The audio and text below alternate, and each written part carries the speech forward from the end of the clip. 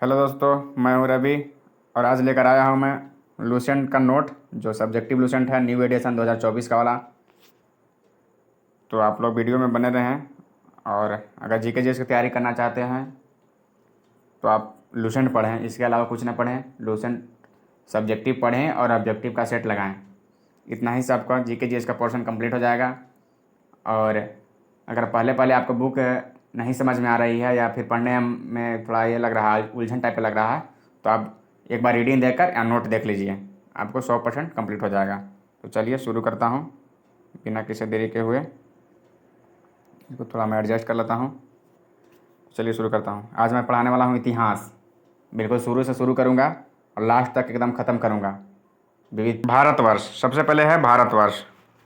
भारतवर्ष उत्तर में हिमालय से लेकर समुद्र तक फैला यह उपमहाद्वीप। उत्तर में हिमालय से लेकर समुद्र तक फैला यह उपमहाद्वीप भारतवर्ष के नाम से जाना जाता है। भारतवर्ष क्या है? तो उत्तर में हिमालय से लेकर समुद्र तक दक्षिण में समुद्र तक, उत्तर में हिमालय से लेकर दक्षिण में समुद्र तक फैला यह उपमहाद्वीप भारतवर्ष के नाम से जाना जाता है। यहाँ के निवासियों को भारतीय अर्थात भारत का संतान कहा गया है। यहाँ के निवासियों को क्या बोला गया है? यहाँ के निवासियों को भारतीय अर्थात भारत का संतान कहा गया है। तो मैं इसको कलर को चेंज कर देता हूँ।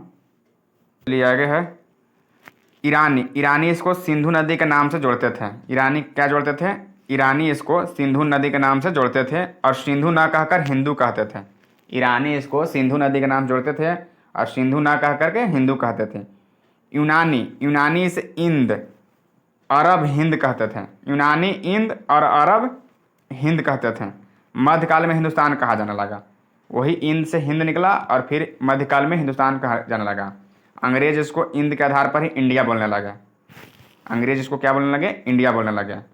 बिल्कुल बेसिक से चलूँगा और बिल्कुल एक एक चीज़ आप लूसेंट पहले पढ़ लीजिए और उसके बाद नोट को देखिए। आपको ऐसा लगेगा कि हर चीज़ को कवर किया गया है, एक भी ऐसा पॉइंट नहीं है जिसको छोड़ा गया है। आप बिल्कुल लास्ट तक पढ़ाऊँगा। आगे है कि बिंद की पर्वत श्रृंखला। बिंद की जो पर्वत श्रृंखला है, बिंद की जो पर्वत श्रृंखला है, बिंद की पर्वत श्रृंखला देश को दो भागों में बांटती है। उत्तर में इंडो यूरोपीय परिवार और दक्षिण में द्रविड़ परिवार को भाषाएं बोलने वालों को। जो बिंद की पर्वत श्रृंखला है जो देश को दो भागों में बांटती है। उत्तर में इंडो यूरोपियन परिवार और दक्षिण में द्रविड़ परिवार को भाषाएं बोलने वालों को बांटते हैं। बिंद का जो पर्वत श्रृंखला है जो बिल्कुल भारत को दो भाग में बांटती है। नोट में है कि जनसंख्या का निर्माण प्रमुख नस्लों द्वारा हुआ। जनसंख्या का निर्माण प्रमुख नस्लों द्वारा हुआ। प्रोटो ऑस्ट्रेलाइड, पहला है प्रोटो ऑस्ट्रेलाइड, दूसरा है पोलियो मेडिटेरेनियन, काकेसाइड, निग्रोइड और मंगोलायड। तो इसको देख लेना है एक बार। अब भारत अध्ययन के अनुसार भारत को तीन भागों में बांटा गया है, प्राचीन भारत और आधुनिक भारत। इन तीन भागों में बांटने का सबसे पहले इतिहास को इन तीन भागों में कौन बांटा? सबसे पहले इतिहास को तीन मार्गों में बांटने का श्रेय एक जर्मन वैज्ञानिक हैं, क्रिस्टोफ सेलियस। चलिए इतना तो बेसिक जानकारी हो गया लूसेंट का इतिहास का, प्राचीन इतिहास का। अब यहाँ से प्राचीन इतिहास शुरू होगा। भारत का प्राचीन इतिहास का स्रोत चार हैं। भारत का प्राचीन इतिहास का स्रोत, उसको जानने का स्रोत कितने हैं? तो चार हैं। पहला धर्म ग्रंथ, ऐतिहासिक ग्रंथ, विदेशियों का विवरण एवं पुरातत्व संबंधी साक्ष्य। तो आज हम लोग देखेंगे धर्म ग्रंथ और ऐतिहासिक ग्रंथ। आज दो चीज़ हम देख लेंगे, फिर अगला विदेशियों का विवरण देखेंगे आगे। तो चलिए धर्म ग्रंथ एवं ऐतिहासिक ग्रंथ से मिलने वाली महत्वपूर्ण जानकारी। धर्म ग्रंथ और ऐतिहासिक ग्रंथ से मिलने वाले महत्वपूर्ण जानकारी। धर्म ग्रंथ ऐतिहासिक ग्रंथ से मिलने वाली महत्वपूर्ण जानकारी है, भारत का सर्व प्राचीन धर्म ग्रंथ वेद है।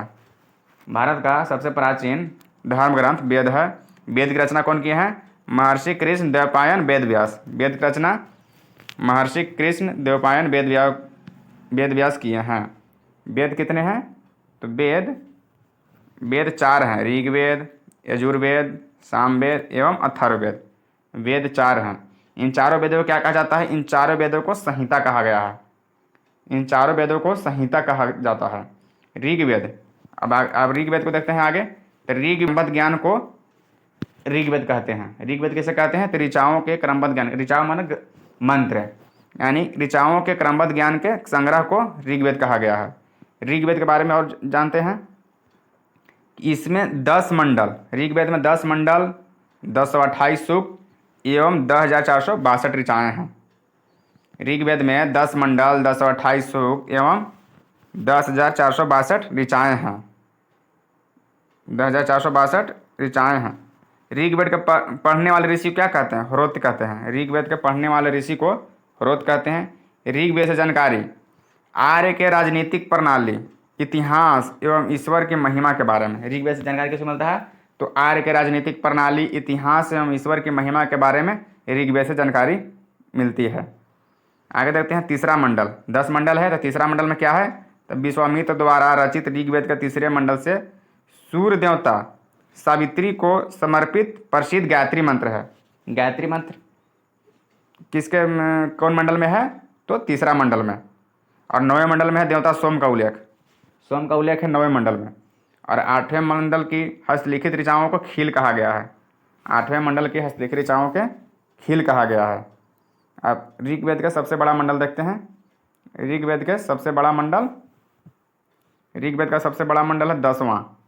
इसमें नदी स्तुति सूक्त, पुरुष सूक्त, नासदीय सूक्त एवं सूर सूक्त आदि सम्मिलित है। नदी स्तुति सूक्त मतलब नदी के बारे में बताया गया है। पुरुष सूक्त जो 4 वर्णों को बांटा गया है उसके बारे में है। और नासदेय सूक्त, सूर्य सूक्त आदि के सम्मिलित। नासदेय मतलब ब्रह्मांड के बारे में इसमें बताया गया है। तो आगे देखते हैं चतुष्वर्णीय समाज की कल्पना। ऋग्वेद के 10वें मंडल के जिनके अनुसार 4 वर्ण ब्राह्मण, क्षत्रिय, वैश्य तथा शूद्र, चतुष्वर्णीय समाज की कल्पना ऋग्वेद में ही किया गया है 10वां मंडल में। जिनके अनुसार वर्ण 4 हैं, ब्राह्मण, क्षत्रिय, वैश्य तथा शूद्र। जो ब्राह्मण हैं जो ब्रह्मा के मुख से मान्यता है कि निकले हैं, क्षत्रिय भुजाओं से, वैश्य जंघाओं से तथा शूद्र चरणों से उत्पन्न हुए हैं। ब्राह्मण मुख से, क्षत्रिय भुजाओं से, वैश्य जंघाओं से तथा चरणों से शूद्र उत्पन्न हुए हैं। देखते हैं ऋग्वेद में अघन एक शब्द है जिसका वध नहीं किया जा सकता। अघन का मतलब है जिसका वध नहीं किया जा सकता है, यानी वध करने योग्य नहीं है। उस शब्द किसके लिए प्रयुक्त होता है? तो वो शब्द प्रयुक्त हुआ है गाय के लिए। वो शब्द प्रयुक्त हुआ है गाय के लिए। नोट में कुछ दिया हुआ है कि ऋग्वेद में ब्रह्मा का उल्लेख तो है, ऋग्वेद में ब्रह्मा का उल्लेख तो है किंतु आत्मा का नहीं है। ऋग्वेद में ब्रह्मा का उल्लेख तो है किंतु आत्मा का नहीं है।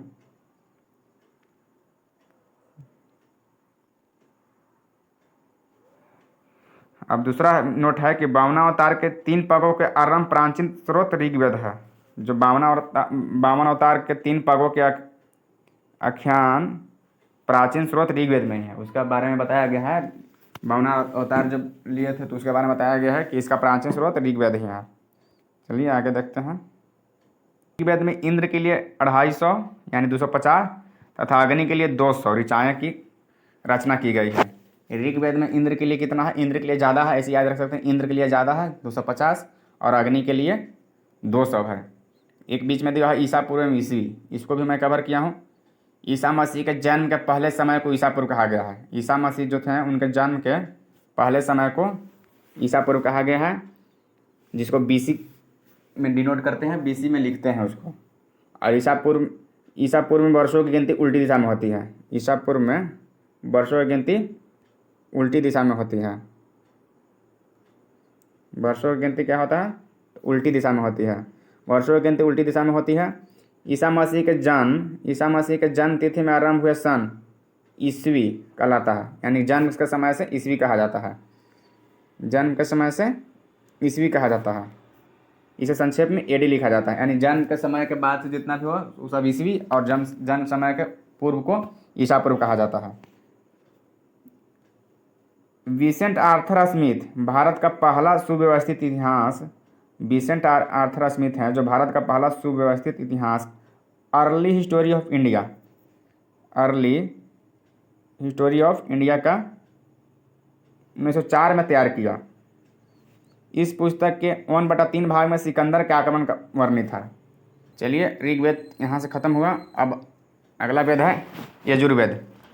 यजुर्वेद किसे बोलते हैं? तो सस्वर पाठ के लिए मंत्रों, सस्वर पाठ के लिए मंत्रों तथा बलि के समय अनुपालन के लिए नियमों का संकलन है। इसमें यजुर्वेद में क्या है? तो सस्वर पाठ है के लिए मंत्रों तथा बलि के समय, जो बलि दिया जाता है उसके समय के अनुपालन के लिए नियमों का संकलन है यजुर्वेद में। इसको पढ़ने वाले के अधर्वी कहते हैं। यजुर्वेद बलिदान विधि एवं यज्ञों के नियम विधि का संकलन है। यजुर्वेद बलिदान विधि एवं यज्ञों के नियम का विधि विधान, यज्ञों का नियम का विधि विधान का संकलन है यजुर्वेद में। गद्य एवं पद वाला वेद, ये हमेशा पूछ जाता है गद्य वाला वेद कौन है? तो गद्य एवं पद वाला वेद है यजुर्वेद। चलिए, यजुर्वेद के बारे में ज़्यादा नहीं पढ़ना था, हम देखते हैं सामवेद। तो साम का अर्थ होता है गान। साम का अर्थ क्या है? तो गान। यज्ञों के अवसर पर गाए जाने वाले ऋचाओं यानी मंत्रों का संकलन है इसमें। साम का अर्थ होता है गान, साम का अर्थ होता है गान। यज्ञों के अवसर पर गाए जाने वाले ऋचाओं यानी मंत्रों का संकलन है इसमें। इसके पढ़ने वाला को उदात्त बोलते हैं। और इसमें 1018 सूक्त हैं। इसमें 1018 सूक्त हैं जो ऋग्वेद से लिए गए हैं। इसमें 1018 सूक्त है जो ऋग्वेद से लिए गए हैं। भारतीय संगीत का जनक भी सामवेद को ही बोला जाता है। भारतीय संगीत का जनक सामवेद को बोला जाता है। चलिए शुरू करते हैं। भारतीय संगीत का जनक सामवेद को कहा जाता है। अथर्ववेद अब देखते हैं। अथर्वा ऋषि द्वारा रचित कुल 731 मंत्र, 731 मंत्र और लगभग 6000 पद है। 731 मंत्र और लगभग 6000 पद है। और औषधि का उल्लेख इसमें सबसे पहले दिया गया है। अथर्ववेद में औषधि का उल्लेख है। इसमें 6000 पद और 731 मंत्र है। जानकारी से क्या मिला है? तो समान मनुष्यों के विचारों एवं अंधविश्वासों का विवरण, समान मनुष्य हैं उनके विचार और अंधविश्वासों का विवरण अथर्ववेद में मिलता है। पृथ्वी सूक्त अथर्ववेद का प्रतिनिधि सूक्त माना जाता है। तो पृथ्वी सूक्त है जो अथर्ववेद का प्रतिनिधि सूक्त माना जाता है। मानव जीवन का सभी पक्ष इसमें दिया गया है। मानव जीवन का सभी पक्ष जैसे गृह त्याग, कृषि की उन्नति, व्यापारिक मार्गों का गहन, रोग निवारण, समन्वय, विवाह तथा पढ़ने का विवरण, ये सब अथर्ववेद में दिया गया है। पृथ्वी सूक्त का अथर्ववेद का प्रतिनिधि सूक्त माना जा गया है और इसी में सब कुछ दिया गया है। जादू टोना का वर्णन भी दिया गया है। यहाँ के जादू टोना का वर्णन अथर्ववेद में मिलता है। इसमें सभा एवं समिति की प्रजापति के 2 पुत्रियाँ कहा गया। किसको? सभा एवं समिति की। वेदों की कई शाखाएँ हैं। वेद की कई शाखाएँ हैं। साकल शाखा ऋग्वेद से जुड़ी एकमात्र जीवित शाखा है। आगे है कि वेदों की कई शाखा है। तो साकल शाखा है जो ऋग्वेद से जुड़ी एकमात्र जीवित शाखा है। अजुर्वेद है जो शुक्ल अजुर और कृष्ण अजुर्वेद दोनों शाखाओं में बांटा गया है। अजुर्वेद को शुक्ल अजुर्वेद और कृष्ण अजुर्वेद दोनों शाखाओं में बांटा गया है। अथर्ववेद के शाखाएँ हैं शौनक और पेम्पलाद। अथर्ववेद की शाखाएँ हैं शौनक और पेम्पलाद। सबसे प्राचीन वेद ऋग्वेद एवं सबसे बाद का वेद अथर्ववेद है। सबसे प्राचीन का वेद कौन है? तो ऋग्वेद और सबसे बाद का है अथर्ववेद। अब वेद हो गया, ब्राह्मण हो गया, वेद हो गया, वेद पर से ब्राह्मण, अर्नायक और उपनिषद, ये 4 चीज़ें पढ़नी है। सबसे पहले वेद, ब्राह्मण, अर्नायक और उपनिषद। तो हम वेद देख लिए हैं। अब देखेंगे ब्राह्मण ग्रंथ। ब्राह्मण ग्रंथ है वैदिक साहित्यों की व्याख्या करने के लिए गद्य में लिखे गए हैं। ब्राह्मण ग्रंथ क्या है? तो वैदिक साहित्यों की व्याख्या करने के लिए गद्य में लिखे गए हैं। प्रत्येक संहिता के लिए अलग अलग ब्राह्मण ग्रंथ है। प्रत्येक संहिता के लिए अलग अलग ब्राह्मण ग्रंथ है। संहिता मतलब वेद, वेदों को ही तो संहिता बोलते हैं। तो देख लो कौन कौन है ऐसे वेद और ब्राह्मण ग्रंथ है। ऋग्वेद के ब्राह्मण ग्रंथ कौन है? ऐत्रेय एवं कौशितकी है। अजुर्वेद के है तैत्तिरीय व शतपथ। अजुर्वेद का तैत्तिरीय और शतपथ है। सामवेद के है पंचवीस। सामवेद के ब्राह्मण ग्रंथ कौन है? पंचवीस। अथर्ववेद के है गोपथ। अथर्ववेद के है गोपथ। चलिए आगे देखते हैं। इन ब्राह्मण ग्रंथों से हमें परीक्षित के बाद और बिंबिसार के पूर्व, इन ब्राह्मण ग्रंथों से हमें परीक्षित के बाद और बिंबिसार के पूर्व की घटनाओं का ज्ञान प्राप्त होता है। ब्राह्मण ग्रंथ जो परीक्षित राजा थे उनके बाद का और बिंबिसार के पूर्व का। एत्रेय हैं जो राजाभिषेक के नियम एवं कुछ प्राचीन राजाओं के नाम। एत्रेय में क्या है? राजाभिषेक के नियम और कुछ प्राचीन राजाओं का नाम। अगर पूछ जाएगा कि एत्रेय में क्या है, तो कुछ प्राचीन राजाओं का नाम है और राजाभिषेक के नियम है। शतपथ है, गंधार, शैल, कैकई, कुरु, पंचाल, कौशल, विदेह आदि राजाओं का उल्लेख है। शतपथ में गंधार, शैल, कैकई, कुरु, पंचाल, कौशल, विदेह आदि राजाओं का उल्लेख मिलता है। आगे देखते हैं। वैदिक साहित्य में ऋग्वेद के बाद शतपथ ब्राह्मण का स्थान है। वैदिक साहित्य में ऋग्वेद का स्थान किसका स्थान है? शतपथ ब्राह्मण का। आर्णायक, एगो से जुड़े कर्मकांड। आर्णायक में क्या है? एगो से जुड़े कर्मकांड। उपनिषद की संख्या कितना है? 108 और 13 को मूलभूत की श्रेणी में रखा गया है। उपनिषद की संख्या तो 8 है, सॉरी 108 है, लेकिन 13 को मूलभूत की श्रेणी में रखा गया है। इसमें यज्ञ से जुड़े दार्शनिक विचार, शरीर, ब्रह्मांड, आत्मा तथा ब्रह्मा की व्याख्या की गई है। आगे है कि मैत्रिणी संहिता, स्त्री का सर्वाधिक गिरी हुई स्थिति जुआ और शराब की भांति पुरुष का तीसरा मुख्य दोष बताया गया है। मैत्री संहिता में क्या बताया गया? स्त्री के सर्वाधिक गिरी हुई स्थिति जुआ और शराब की भांति पुरुष का तीसरा मुख्य दोष। शतपथ ब्राह्मण है, स्त्री को पुरुष की अर्धांगिनी कहा गया है। शतपथ ब्राह्मण में वही स्त्री को पुरुष की अर्धांगिनी अर्धांग बताया गया है। और जबालोपनिषद में है कि चारों आश्रमों का उल्लेख इसी मिलता है। जबालोपनिषद में स्मृति ग्रंथ सबसे प्राचीन मनुस्मृति मानी जाती है। स्मृति ग्रंथ में सबसे प्राचीन है मनुस्मृति, जो शुंग काल का मानक ग्रंथ माना जाता है। शुंग काल का मानक ग्रंथ कौन है? स्मृति ग्रंथ।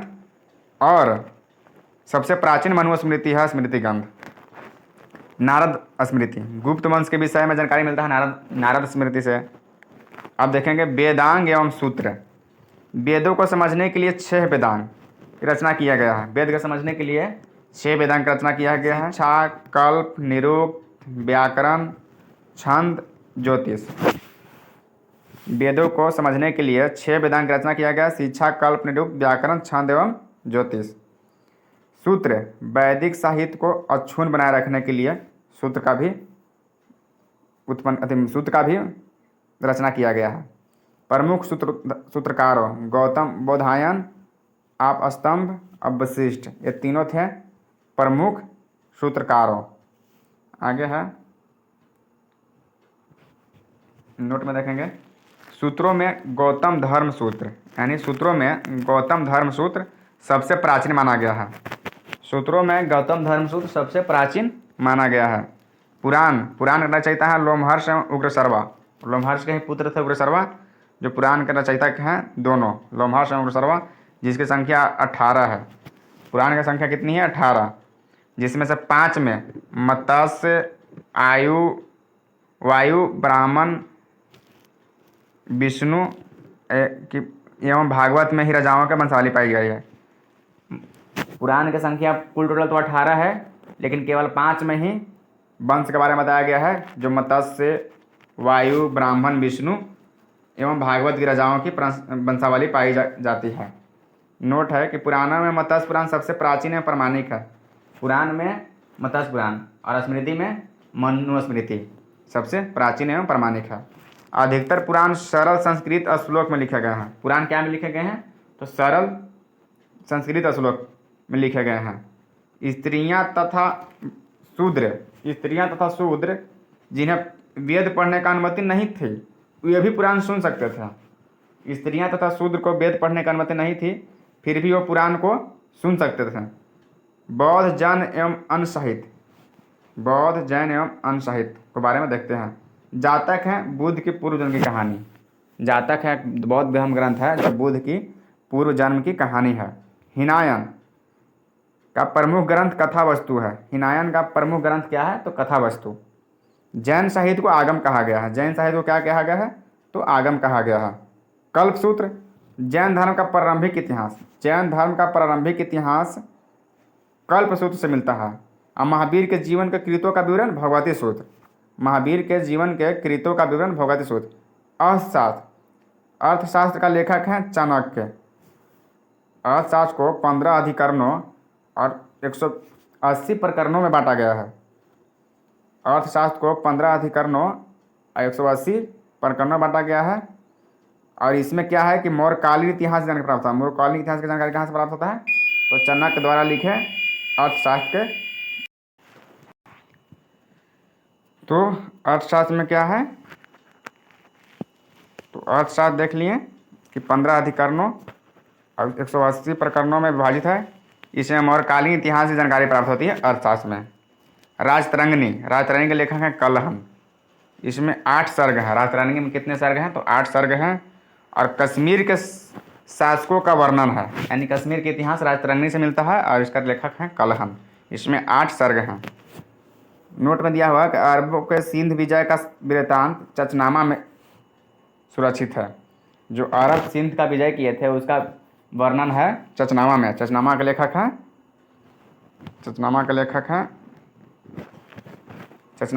हैं अली अहमद। अष्टध्यायी, अष्टध्यायी के लेखक हैं पाणिनि। अष्टध्यायी का लेखक है पाणिनि। संस्कृत भाषा व्याकरण की प्रथम पुस्तक है अष्टध्यायी। संस्कृत की प्रथम पुस्तक है, संस्कृत भाषा की प्रथम पुस्तक है अष्टध्यायी। इसका लेखक है पाणिनि। इसमें मौर्य काल के इतिहास के बारे में बताया गया है। अष्टध्यायी में मौर्य काल के इतिहास के बारे में बताया गया है। और संस्कृत का सबसे पहला पुस्तक है अष्टध्यायी जो पाणिनि लिखे हैं। अष्टध्यायी में पहली बार लिपि शब्द का प्रयोग हुआ है। पहली बार लिपि शब्द का प्रयोग हुआ है अष्टध्यायी में। गार्गी संहिता ज्योतिष ग्रंथ, इसका लेखक है कात्यायन। गार्गी संहिता का लेखक कौन है? तो कात्यायन। और भारत पर होने वाला प्रथम यवन आक्रमण का उल्लेख करता है गार्गी संहिता में। भारत में जो यवन आक्रमण हुआ था उसका सबसे पहला उल्लेख करता है गार्गी संहिता में। महाभाष्य के लेखक है पतंजलि। और शुंगों की इतिहास जानकारी मिलता है महाभाष्य से। शुंगों की जानकारी मिलता है महाभाष्य से। तो अभी ये एंड हो गया। और विदेशी यात्रियों का मिलने वाले प्रमुख जानकारी ये अगला अध्याय में लाऊंगा।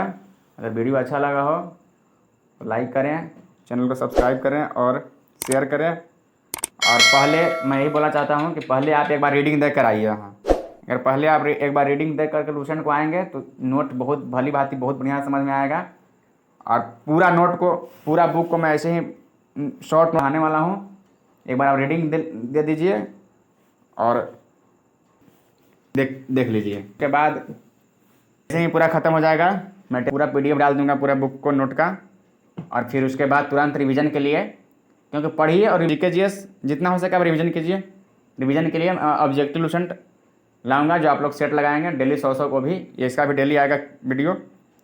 आधा घंटा से लेकर 1 घंटा के बीच में डेली वीडियो इसका भी आएगा, बिल्कुल शॉर्ट नोट की तरह।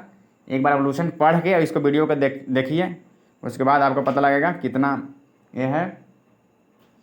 तो चलिए मिलते हैं फिर अगले वीडियो में। तब तक के लिए जय हिंद।